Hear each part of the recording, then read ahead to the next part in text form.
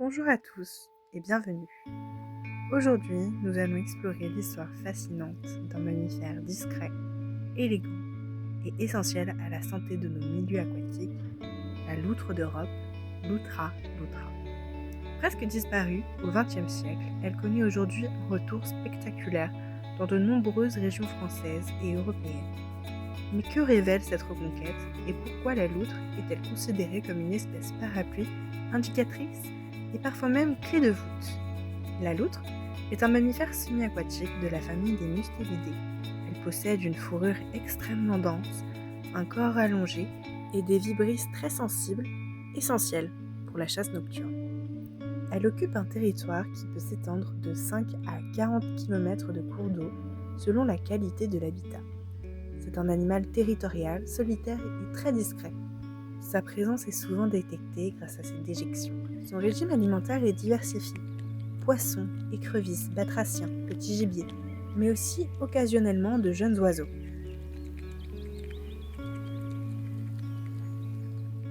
Pendant la première moitié du XXe siècle, la loutre d'Europe frôla l'extinction en France. Plusieurs facteurs expliquent cette crise, notamment la chasse intensive, recherchée pour sa fourrure. La loutre fut très chassée. La destruction des zones humides, remplacée par des zones agricoles ou urbaines. La pollution des eaux, notamment les pesticides de type organochlorés, qui s'accumulent dans la chaîne alimentaire selon le principe de bioaccumulation. Résultat, dans les années 1970, il ne reste que 3 noyaux de population. La façade atlantique, le massif central et quelques zones rélictuelles. En 1981, la loutre devient strictement protégée. Dans les années 2000, ces efforts portent enfin leurs fruits. Grâce à l'amélioration de la qualité de l'eau, la restauration des berges, la création de passages à faune comme les loutres ducs et l'émergence des sciences participatives. Mais c'est à partir de 2009 qu'un changement spectaculaire est observé. Une étude publiée dans Biological Conservation a permis pour la première fois de suivre 15 ans d'expansion de la loutre à l'échelle nationale.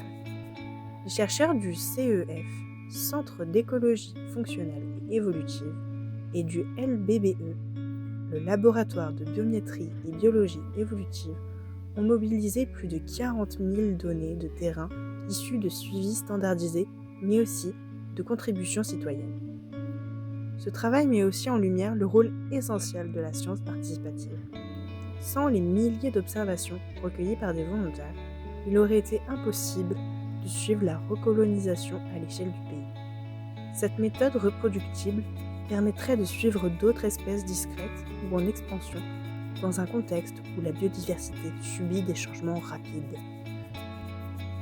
La surface occupée par la loutre a augmenté de 40% entre 2009 et 2023.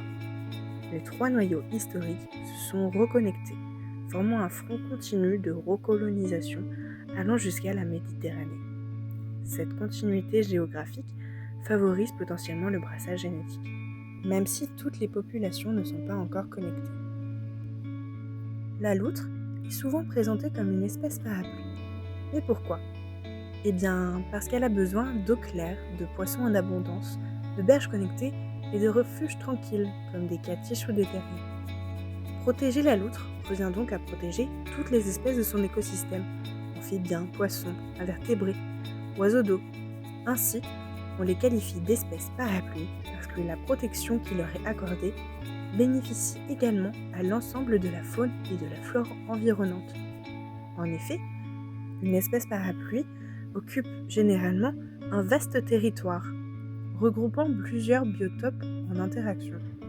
Comme elle présente des exigences spécifiques pour chacun de ces milieux, elle se révèle particulièrement vulnérable aux menaces.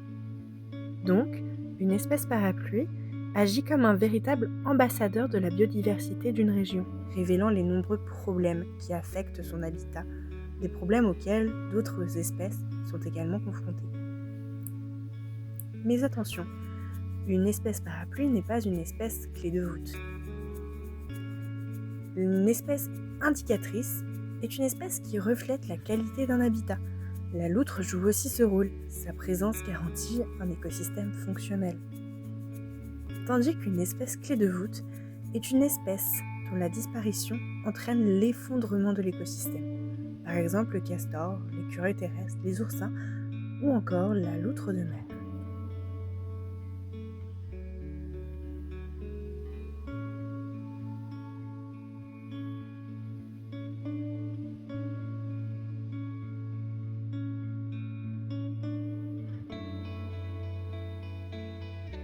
Effectivement, les études sur la loutre de mer, espèce cousine de notre loutre d'Europe, illustrent parfaitement son rôle écologique. Une publication de la revue Science montre que la présence de loutres dans les prairies de Zostère augmente la diversité génétique des plantes de 30%.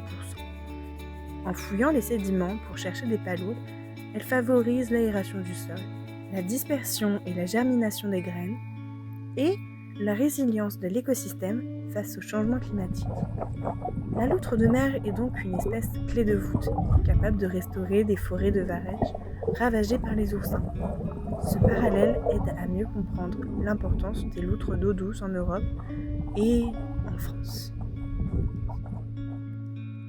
Malgré son retour, la loutre reste vulnérable.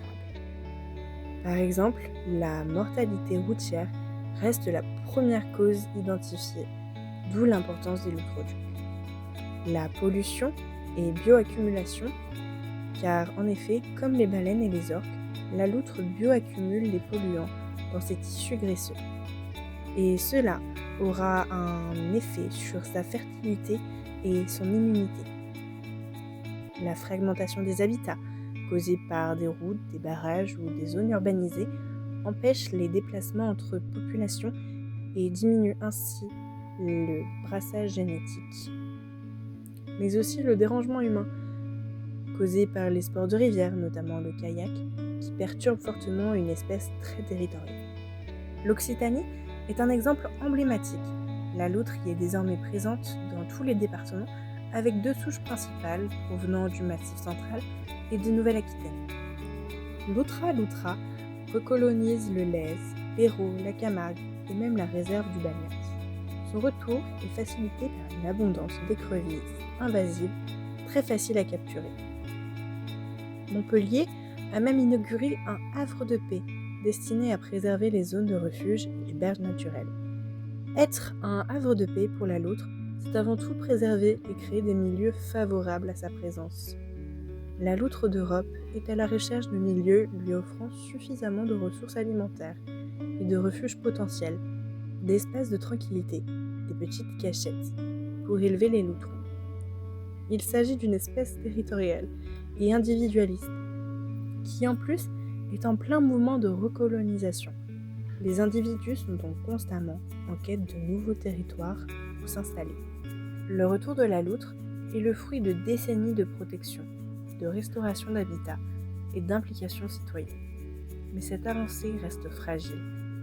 La pollution, la fragmentation des habitats et la mortalité routière menacent encore et toujours cette espèce. Protéger la loutre, c'est aussi protéger tout un écosystème. C'est l'un des meilleurs exemples de la façon dont la biodiversité peut renaître lorsque l'homme fait les bons choix. Merci pour votre attention.